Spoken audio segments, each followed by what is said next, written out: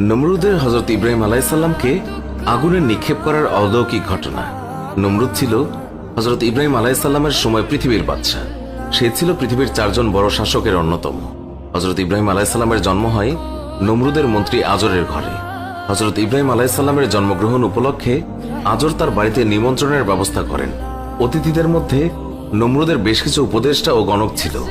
মধ্যরাতে ভোজনপান শেষে সবাই যখন গৃহ ত্যাগ করছিল, তখন এই উপদেষ্টা দল আকাশের দিকে তাকিয়ে দেখল পূর্ব দিক থেকে একটা নক্ষত্র ছুটে এসে আকাশের চারিদিকের 4টি বড় নক্ষত্রকে একে একে গিলে ফেলল।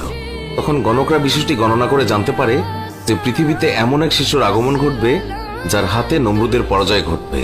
এই কথা শুনে নমরুদ শিশুটির জন্মগ্রহণ সম্পর্কে তার উপদেষ্টাদেরকে জিজ্ঞাসা করল। তার উপদেষ্টারা নমরুদকে বলল সেই শিশুটি তার মন্ত্রী আজরের ঘরে জন্ম নিয়েছে। নমরুদ এই কথায় বিস্মিত হয়ে উঠলেন, কারণ আজর ছিল নমরুদের একজন বিশ্বস্ত কর্মচারী। মূলত আজর ছিল দেব মূর্তি নির্মাতা, যার কারণে সমাজে তার সম্মান ও প্রতিপত্তি ছিল। তাই তারা আজরকে না চটিয়ে শিশুটিকে অর্থ সম্পদের বিনিময়ে হস্তগত করতে চেয়েছিল। কিন্তু এই প্রস্তাবে আজর অসম্মতি জানায় এবং একটি প্রবাদ বলে যে এ তো এমন এক প্রস্তাব যা এক গাধাকে বলা হয়েছে, আমি তোমাকে গোলা ভর্তি জব দেব যদি তুমি তোমার মাথাটা কেটে ফেলার অনুমতি দাও। গাধা উত্তর দিয়েছিল, যদি আমার মাথায় কেটে ফেলো তবে গোলা ভর্তি জব আমি কি করব। এই কথা দিয়ে আজর নমরুদকে বোঝাতে চাইল যে এত সম্পদ দিয়ে কি হবে যদি তা ভোগ করার জন্য কোনো উত্তরাধিকারী না থাকে। এই কথা শুনে নমরুদ রেগে যায় এবং তাদের জীবননাশের হুমকি দিয়ে আসে। এক পর্যায়ে আজর তার কথায় রাজি হয়ে যায় এবং 3 দিন পরে নিজের সন্তানের পরিবর্তে তার এক দাসীর সন্তানকে নমরুদের হাতে তুলে দেন এবং নমরুদ এই শিশুকে তখনই হত্যা করে।